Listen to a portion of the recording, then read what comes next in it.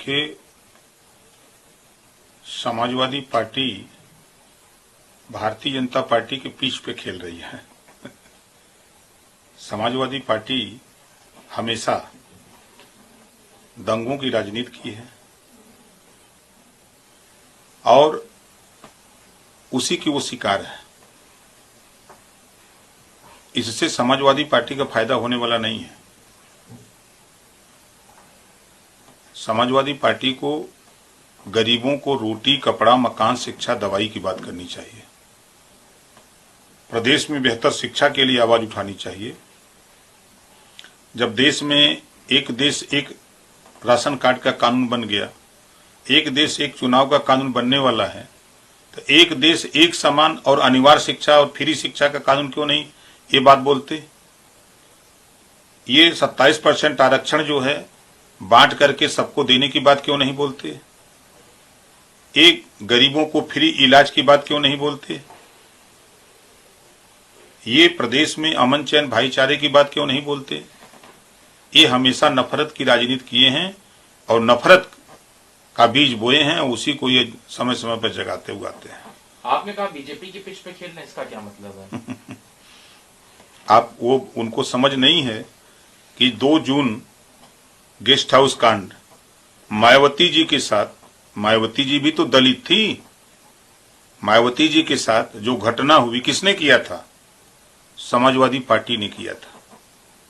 खुलेआम विधायकों को सड़क पर घसीटते हुए, भूसा की तरह गाड़ी में लाद करके भागते हुए यही समाजवादी पार्टी के लोग ले गए थे ना। उस समय वो दलित नहीं थी, आज इनको दलित दिखाई दे रहा है। ये समाजवादी पार्टी के लोग प्रमोशन में आरक्षण खत्म किसने किया? समाजवादी पार्टी ने खत्म किया। पिछड़े दलित महापुरुषों के नाम पर बनी योजनाएं, उन योजनाओं को खत्म किसने किया? समाजवादी पार्टी ने खत्म किया। बीजेपी की पिच आपकी मतलब इसका मैंने अब आप बताइए कि करनी सेना के परिवार के लोग तो उनके घर में घुस गए हैं। समाजवादी पार्टी मुखिया के घर में घुस गए हैं, कैसे लड़ेंगे? तो उन्हीं के पीछे पे खेल रहे हैं ना।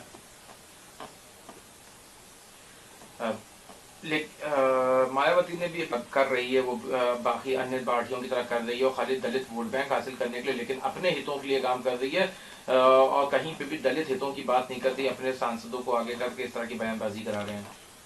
देखिए, समाजवादी पार्टी हमेशा पिछड़े दलित अल्पसंख्यक में जो अति पिछड़े हैं, दलित हैं, अल्पसंख्यक है, उनका हक लूटा है। ये हक लूटने का काम किए हैं। 27% आरक्षण 1993 से लागू है। समाजवादी पार्टी के लोग बता सकते हैं कि नाई, गोंड, पाल, प्रजापति, बिंद, केवट, मल्ला, राजभर, चौहान, आरा, कर्कवंशी, बंजारा, बहेलिया, खंगार, जुल्हा, दुनिया, अंसारी, साईं, दर्जी, फकीर को कितना सिपाही बनाया, कितना दरोगा बनाया, लेखपाल बनाया, ग्राम सेवक बनाया, SDM बनाया, DM कितना बनाया, कोई बता सकते हैं? ये अपनी कौम के 86 में 56 अकेले यादव को बना दिया।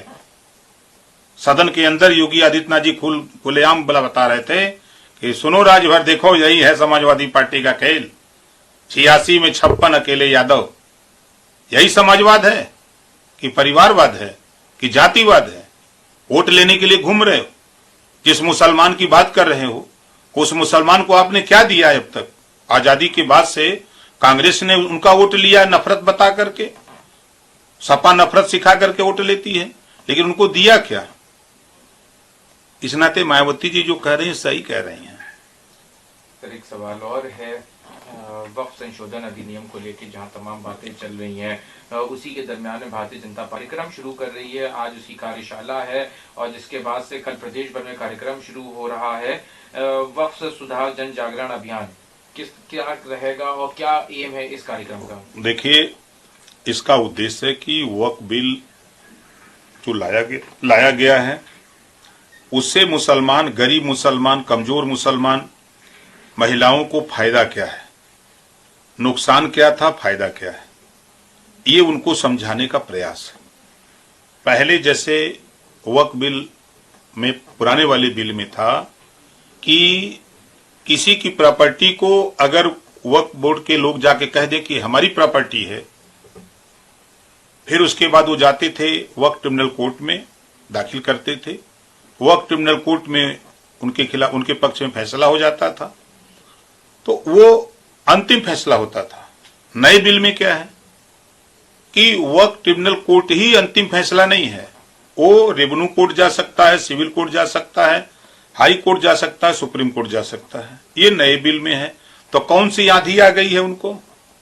दूसरे उनके पुराने बिल में है कि महिलाएं नहीं रहेंगी, कोई दूसरे अल्पसंख्यक गैर मुस्लिम धर्म का नहीं होगा।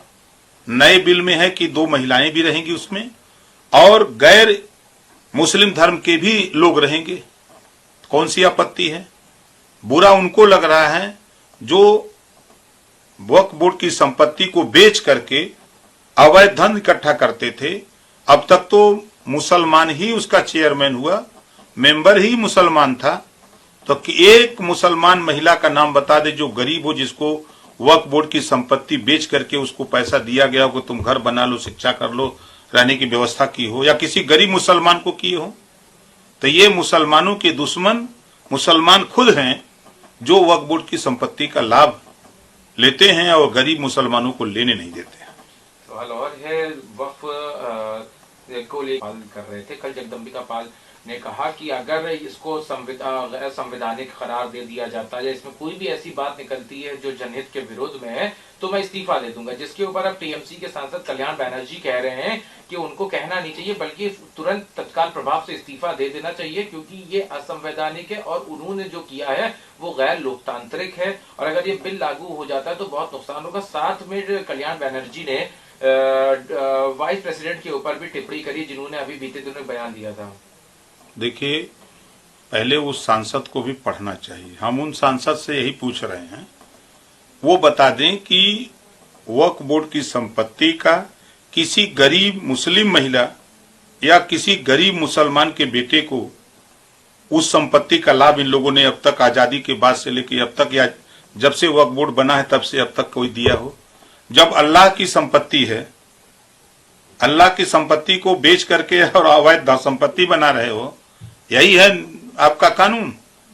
उसमें संशोधन हो रहा है कि अल्लाह की संपत्ति उन गरीबों को दी जाएगी जो गरीब, कमजोर, लाचार, बेबस हैं, जिनके पास जमीनें नहीं है, जिनके पास संपत्ति नहीं है, शिक्षा नहीं है, स्वास्थ्य नहीं है, उनको सुविधा देने के लिए कानून लाया गया है। एक सवाल और है, अभी जहां पे वक्त है उससे पहले इंडिया गठबंधन की बैठक होती है और कहा जा रहा है कि इंडिया ब्लॉक की तरफ से और आरजेडी के नेता मनोज झा का कहना यह है कि हम सबने तेजस्वी यादव को मुख्यमंत्री का चेहरा बना लिया। जहां एक तरफ आरजेडी ये कह रही है तो कांग्रेस की तरफ से भी कोई बयान नहीं आया। क्या लगता है कि चुनाव कैसे लड़ने वाला, मुख्यमंत्री के चेहरे पे जो लगातार सवाल खड़े होते हैं?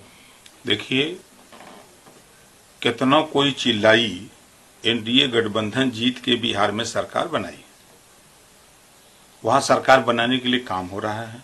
मैं खुद 32 बड़ी सभा कर चुका, मैं भी एनडीए का घटक दल हूं, मैं भी जा रहा हूं। उस गुंडा राज, जंगल राज से छुटकारा पाने के लिए लोगों ने नीतीश जी को ही गद्दी दिया है, मुख्यमंत्री बनाया है। तो वहां पुनः देखिएगा एनडीए गठबंधन की सरकार बनेगी। ये कितना कोई झा चिल्ला चाहे पा चिल्लाए, कुछ नहीं होने वाला है।